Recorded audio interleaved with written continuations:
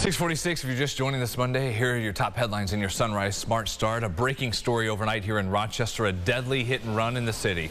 Police tell us a woman in her 50s was hit while walking across Clifford Avenue near Conkey Avenue. That was around 10:30. She died at the hospital. Authorities have not tracked down the car or the driver who left the scene. We'll be watching that case and bringing you more updates throughout the day on air at News 8 and online at rochesterfirst.com. We're working to get some more details about the driver who died after speeding off from state police and ramming his car into 3 properties before crashing into a home. That happened here Saturday on Ridge Road in Williamson. State troopers say they stopped a man for speeding, then he took off, crashed into a parked car, a mailbox, and a shed before finally hitting the home. The driver died at the scene, and stunned neighbors say it is a miracle that no one else was hurt. Well, that was definitely a good feeling. The people have young children. I know the kid next door works for himself, and a lot of the things he sells was scattered across the lawn, and I think his only vehicle is now destroyed. I mean, I feel for people. We're just working class people out here. State troopers are handling this case. Again, they have not released the identity of the driver just yet. Governor Kathy Hochul is here in Rochester talking at a local performing arts theater to go over some of her spending priorities. At the same time, Republicans in Albany are going over their own goals for the budget for the new year and concerns they have about the spending proposal from Hochul's team. Her budget plan includes investments in mental health care, energy costs, climate action, child care, among other sectors. The U.S. military has shot down another object, this time over Lake Huron, following a series of other objects taken down out of the sky in North America, including something shot down over the Yukon. It's the third targeted over the weekend.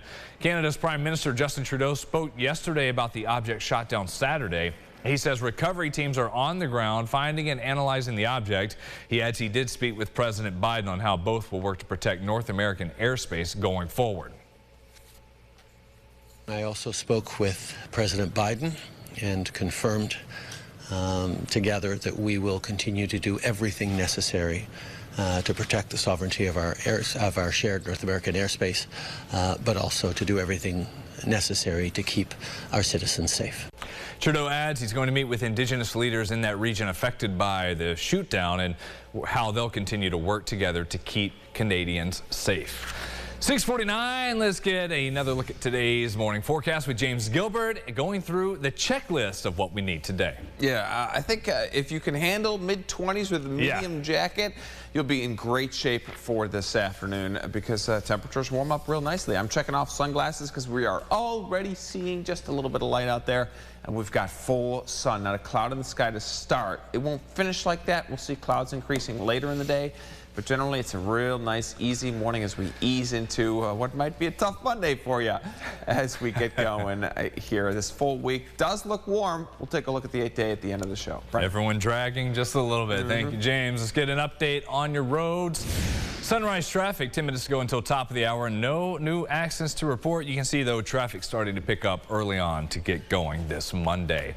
Local high school students now have the chance to explore many different options for a future career path without really going anywhere. It's all done virtually. Jatira Marsh has the story, joining us in the newsroom to show you how this is done. Jatira. Good morning, Brennan. Future Ready and Rochester Works has partnered together to give students a hands-on experience to learn about career pathways through virtual reality exploration.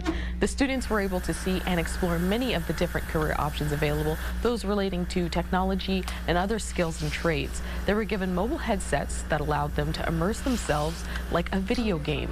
They later had a chance to get a physical tour of these places afterwards as well. Administrator of College and Career Readiness Development, Jamar Myers, says he began this program to provide students with readiness that he didn't have growing up.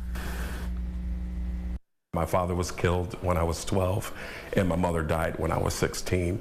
And so all the different things, the activities, the experiences, learning how to network, I wasn't able to do. And so I wanted to create a program that allowed students to get tutoring support, to get job training skills, to go on college tours, and to go physically see a career that, you know, they can actually touch, that they can talk to somebody, and hopefully that will influence their future decisions. Future Ready serves more than 500 students through 57 schools in Monroe County. In the newsroom, Jatara Marsh, News 8. Brennan, back to you. Thank you, Jatara. What a great program that is. If you want to learn some more about this, parents, or check out the schedule of upcoming events, you can find that in our coverage today at rochesterfirst.com.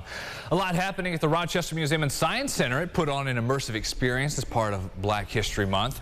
Visitors 13 and up were invited to discover what it was like to travel while black in the 40s, 50s, and 60s. Harlem postal worker Victor Green created the Green Book, a guide for safe places for African Americans to shop while traveling.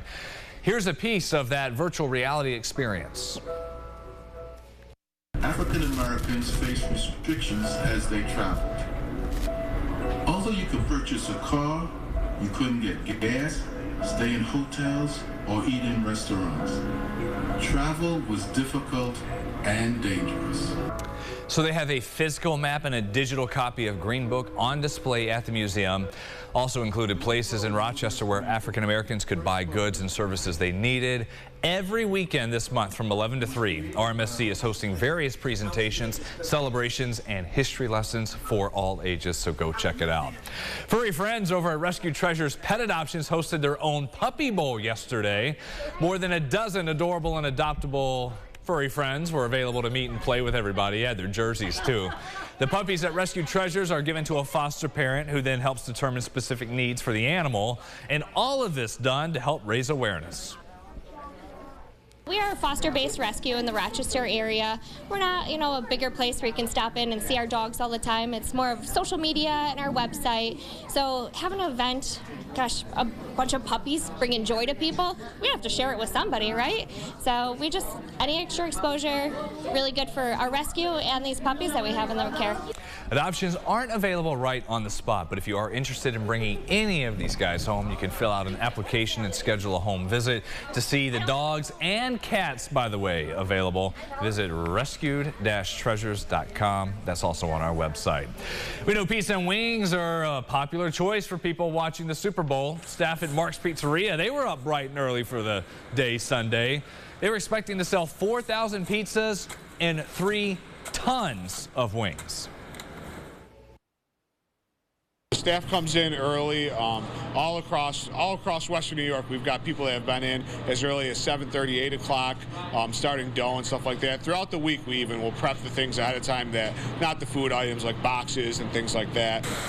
The diets start after Valentine's Day tomorrow, everybody. By the way, sheet pizzas, those were in very high demand. And I think a lot of people are happy with this forecast. Bus stop forecast today, sunrise at 7:11. Some sun out there here and there this morning, mid-20s, and then mid-40s this afternoon. Clouds increase, but otherwise a real nice day.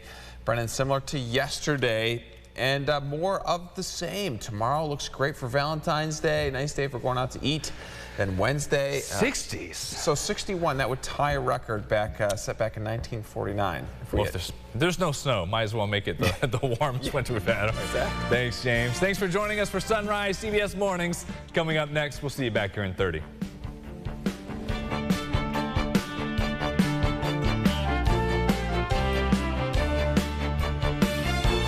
Follow News 8 wherever you are on RochesterFirst.com, Facebook, Twitter, and on our app for news and weather.